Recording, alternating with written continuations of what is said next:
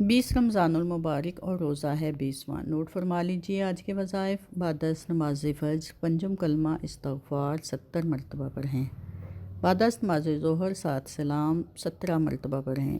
بعد از نماز عصر آیت الکرسی 27 مرتبہ پڑھیں۔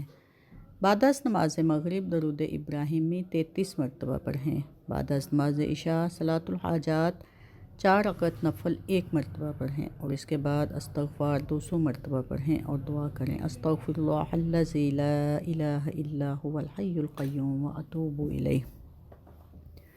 فرمان الہی ہے ان اللہ مع الصابرین، بے شک اللہ تعالیٰ صبر کرنے والوں کے ساتھ ہے۔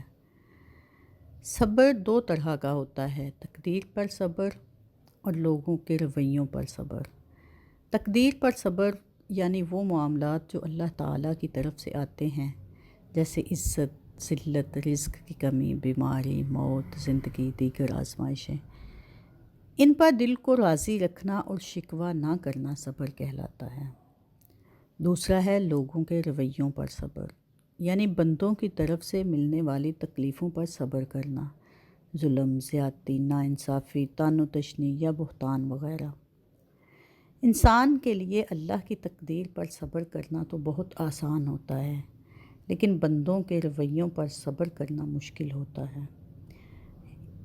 یاد رکھیں، اللہ کی تقدیر پر صبر انسان کو ایمان سکھاتا ہے، اور بندوں کے رویوں پر صبر انسان کے اخلاق کو بلند کرتا ہے۔